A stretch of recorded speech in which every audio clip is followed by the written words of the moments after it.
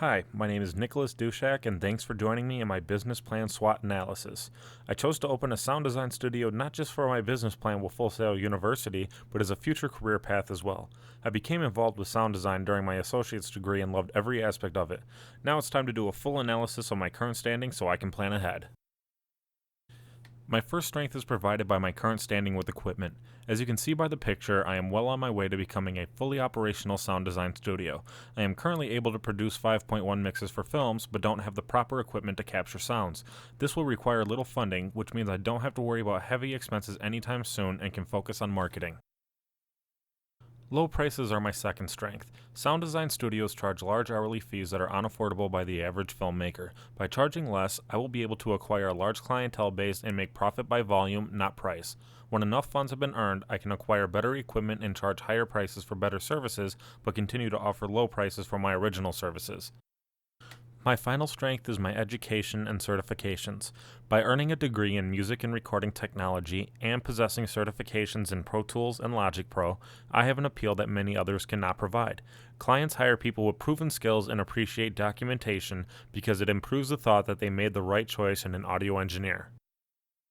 My first weakness is the fact that I have little reputation in the area as a sound design engineer. Without a reputable name, a studio will only obtain clientele by word of mouth and educated customers. The solution to this weakness will be easily met.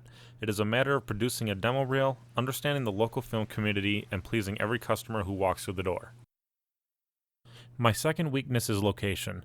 Not only am I located in Wisconsin, which many wouldn't associate with media success, but I'm also on the west side of Madison and operating out of my basement.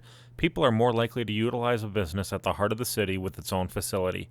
To resolve this problem, I need to earn enough money to relocate. This can be achieved through hard work and investors. My final weakness is time efficiency. I consider myself to be a perfectionist, which can often get in the way of a deadline. This is completely unacceptable by any business person. To fix this issue, I need to gain more experience so I can become confident in my abilities. This weakness needs to be addressed immediately because reputation can be extremely hurt by unmet deadlines. The first opportunity I have found is the lack of both sound design studios and their marketing in the lower Wisconsin area. The lack of sound design studios allows me to be an easy find through internet search. I had to search extensively to find any, and only 2 studios were proclaiming sound design capabilities. Since these businesses are hard to find, I can exploit the situation by advertising heavily in the area. The second opportunity is provided by the facility that provided my associate's degree. Madison Media Institute requires film students to produce a final project for their demo reel in order to graduate. Projects with poor audio quality receive significantly lower grades. I continue to keep networking friendships with many of the instructors and can have them inform students of my business and contact information. The final opportunity is prevalent in the Madison area. There is an extremely large amount of filmmakers, all of whom own cameras and are constantly working on projects.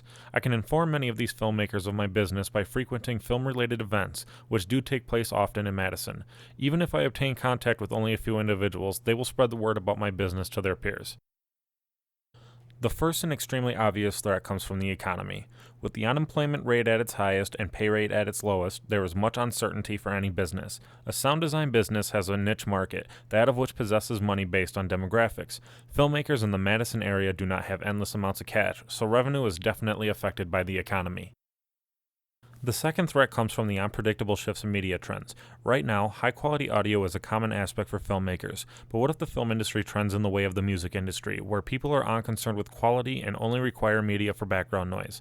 If the film industry reaches this point, filmmakers will have no reason to come to my business. I could have a failed business after a decade of success. I believe my final threat to be the largest. Audio-related companies are continuing to produce cheap and easy-to-use studio equipment. Each revision of hardware and software is easier to learn than the previous, making it possible for anyone to engineer audio. If audio engineering continues to become an easily obtained skill, many studios stand to shut down. The only hope is that the skill set of people doesn't change over the years. The most important aspect of a business's survival is the ability to analyze itself, its competition, and its clientele. Many businesses that are unable to do so end up failing. It is my goal to stay informed in every aspect that affects my business. Sound design can be very profitable for those that do it right. It can be even more profitable for those that stay informed. Thank you for viewing my SWOT analysis.